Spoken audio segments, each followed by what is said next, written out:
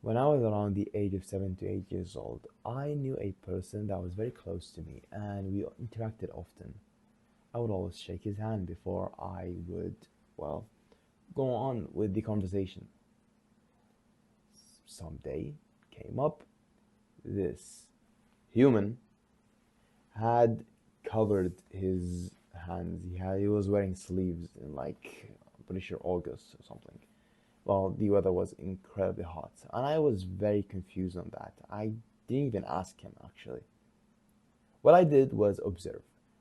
I saw at some point he took them off, and I saw very weird looking bruises that resembled words actually or letters. I was completely shocked.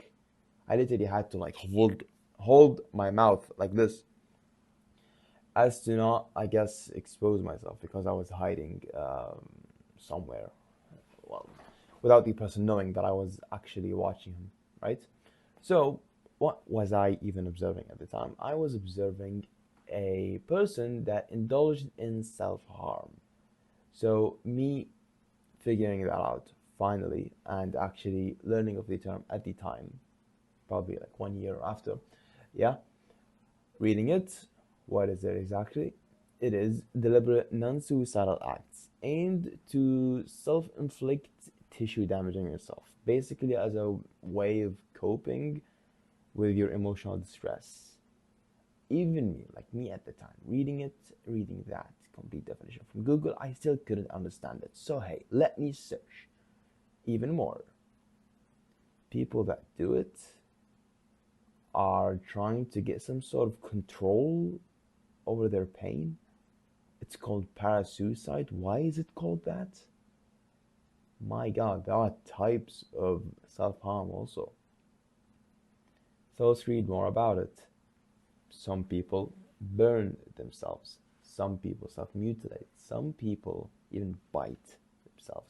Some people, like my friend at that time, was a person that indulged in dermatillomania. I probably pronounced that wrong. But dermatillomania is basically a mental illness related to obsessive compulsive disorder. It's just you picking your own skin, right?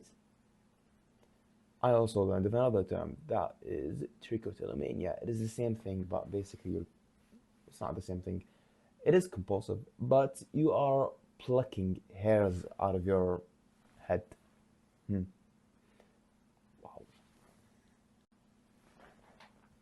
So, hey, reading more about this action itself, I was a little angry. Well, for the very wrong reasons.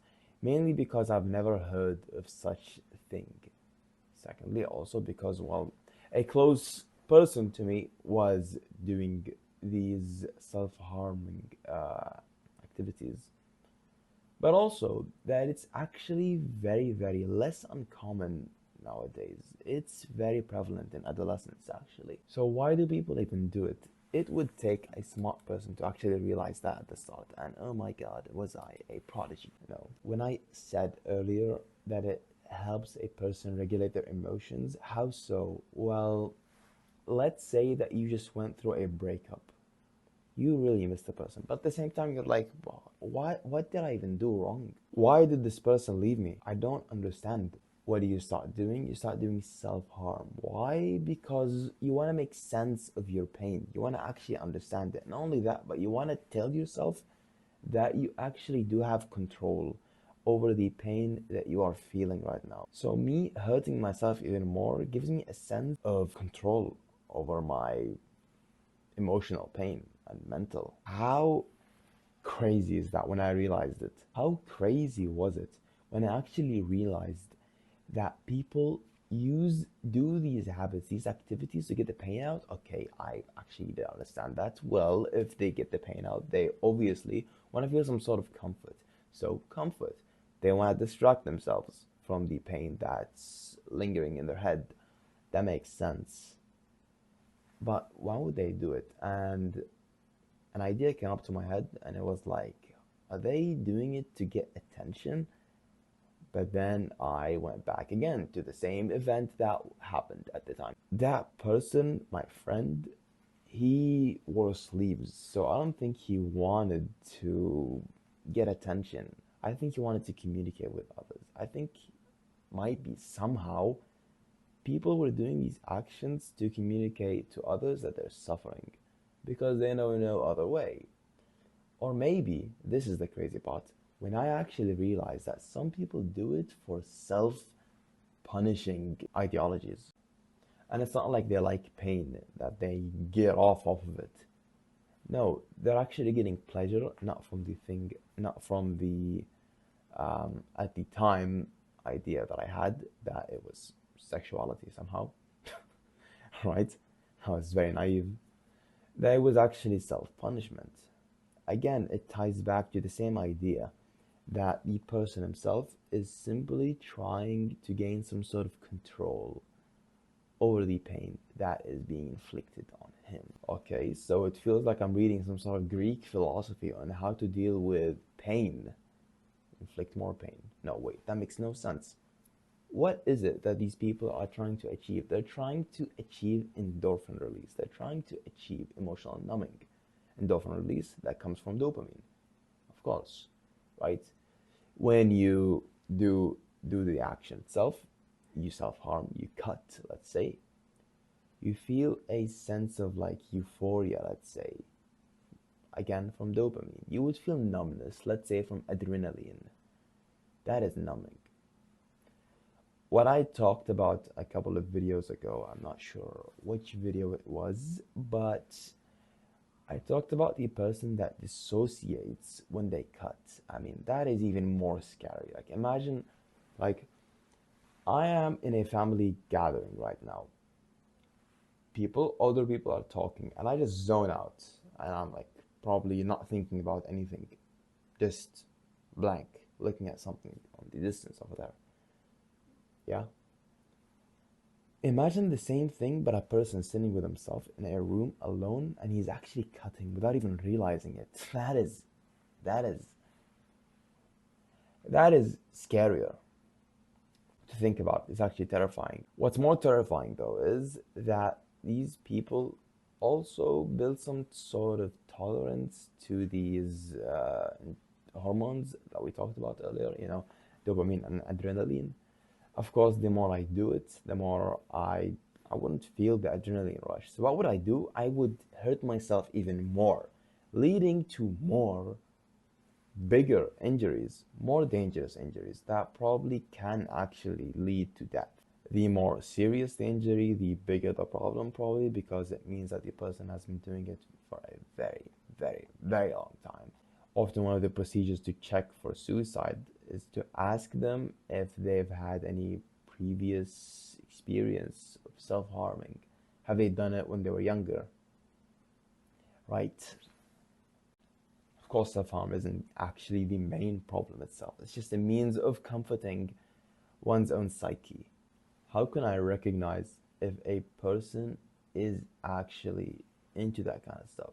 There are clear signs, things like the ones that I had encountered when I was younger. Unexplainable burns, scars, clusters, blisters, any type of injury, I would say that's unexplainable.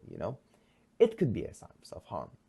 Well, I say it that it could be when I also say that it is a clear sign. Arms, hands, and forearms opposite to dominant hand. So let's say that you are a southpaw. You are left hand dominant. You would hurt your right hand. And the opposite, of course, if you're orthodox or if you are a right-handed person. That's just another term that I wanted to use for no reason, right? The idea behind it is that you know how to use your right hand better. So what you do, you would cut the other one. Put simply, it's very straightforward, right? Other signs include, let's just read through these, okay? Inappropriate dress for the season itself, like the ones that I talked about. Wearing long sleeves in the summer. Consistent use of wristbands or other coverings. Unwillingness to participate in events that, oh my god, it's so loud. Events or sport events that force you to not wear clothes, I guess. Stuff like, say, swimming, for example, right? Frequently wearing bandages, paraphernalia, which means having a toolbox when you don't even do tooling stuff. Is that a word?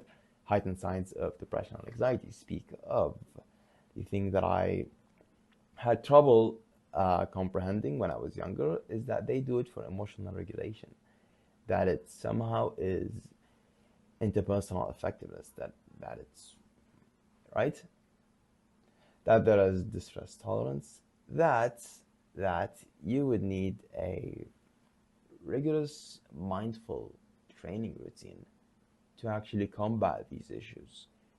What am I speaking of? Treatments. What am I speaking of? Is it CBT? Well, no. It's actually DBT because, well, DBT, default stuff that I just mentioned, it is most powerful when dealing with these things. So yes, this video, I'm not sure if it's gonna be long or not. I don't think it was, but I'm gonna link a video in the description that was basically an acting of Nottingham University. It was two bright scientists. They were enacting what a psychologist would should probably say when he meets a person that does self-harm, the other actor being, of course, the patient that did or does these scary actions on themselves.